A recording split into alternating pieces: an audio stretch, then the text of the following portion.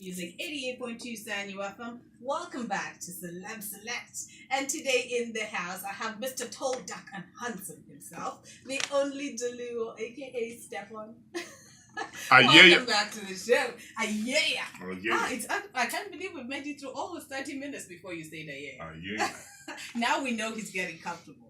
Well, now before the break, you were telling us, about going to school in Kenya, getting sent to Uganda. So now you went to St. Lawrence here. You finished your Essex in St. Lawrence? Yeah, I finished my Essex. Okay, so after that, you had to do uni. Yeah. So where did you go to uni? And what did you do? I was at MUBS, Macquarie University Business School. I did BCom. You did BCom at uni? At uni. So, from doing BCom to doing radio, what happened in between there? So you finished doing your course, and then what happened? How did you decide to have a total change of career? Did you actually practice? No. Yeah, I actually practiced. I worked in a place called Lab Trust. Lab Trust in Nairobi. I worked there for almost 8 months. I think 8 months. And then I moved back to Kampala. I literally grew up here. So, and any Kenyan will tell you that, it is very hard to adjust to Nairobi life. It's a totally different lifestyle. Well, I know that for a fact. Nairobi is very different. It's very different. So I moved back to Uganda. I was working at the time NFT. And then I remember my contract was done. I was at home for a long time. I used to drink a lot. I would remember it reached a point where I sold like everything I had. I sold my iron box and whatnot. And then San UFM advertised on radio, and they wanted radio presenters. And we came here we were so many of us. Do you remember what year this was? That was in 2014, 2014, yeah. It was 2014. I came here.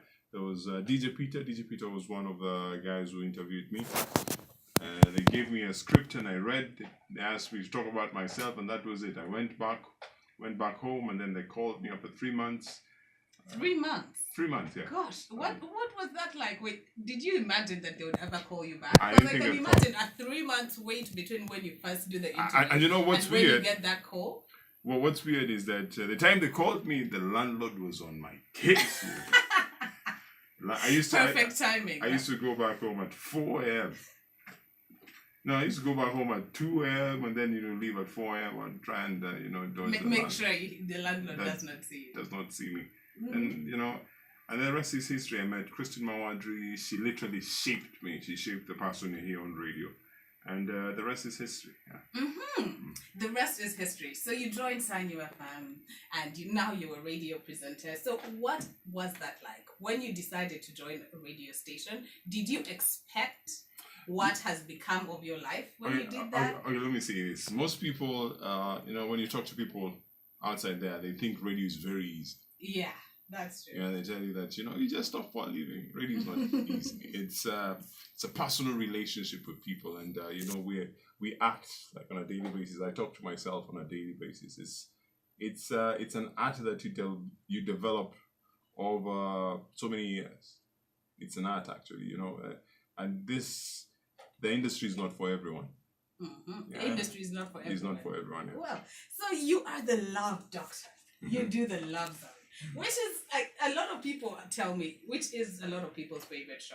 But are you a Mr. Lover Man? Because everyone says, that guy, he sounds like he loves women. He does this. Yeah, I love women. You love women. I love women. That's a good thing. I'm God's gift to women. You're God's gift to women. We're going to quote you on that one. But yeah, Mr. God's gift to women. Did you ever envision yourself doing a program like the Love Zone? Never. Never in 1,000 years. Someone would imagine that a program like the Love Zone requires somebody who's so serious and married. I'm a serious guy. Knows a lot of stuff has had many years experience in having relationships and things like that. How has it been for you? With radio, and I'll tell anyone that wants to join radio. Initially when I wanted to join radio is a very competitive field. and just getting in is very hard, and you'll attest to this. Yeah. So when the opportunity arose, I jumped in, and the opportunity was the love zone. The opportunity was the love Was zone. the love zone, and because of my voice and whatnot, I was, my PD insisted that I was really suited for that show, and you know what? Because I'm a flexible guy, why not? I did it. Yeah. Why not? You did it. Anyway, let's select your next song, because I have a question that I'm dying to know about. But let's select your next song. And anyone out there, if you want to ask Stefan something, just head over to our Twitter page at 882 Sanyo FM. You can leave your question right there, and he's going to answer each and every one of your questions. I know so many questions are already being put out there. So let us know what you want to know about the only jaluo. So, your next song. My next song is Lego House. That's Lego House by Ed Sheeran. Is there any reason why you chosen this song? Lego House. Because I've seen there's a certain trend to the songs that you're picking. Is there any reason why this song in particular? Lego House, and I've said it before. I feel like I'm the one who introduced people to Ed Sheeran. I was listening to this guy when he was doing a lot of covers, and I remember Lego House was one of my first favorite jams from Ed Sheeran. I was broke at that time. I was living in Mutungu in a one-bedroomed house. Not one-bedroomed house, a one-roomed house. And all I would do the whole day is play I'll play games, and then, I'd print CVs, and I'd listen to this guy to me, I feel like we have a relationship. You have a relationship. You have history. We have history. Okay, Lego House by Ed Sheeran, coming right up.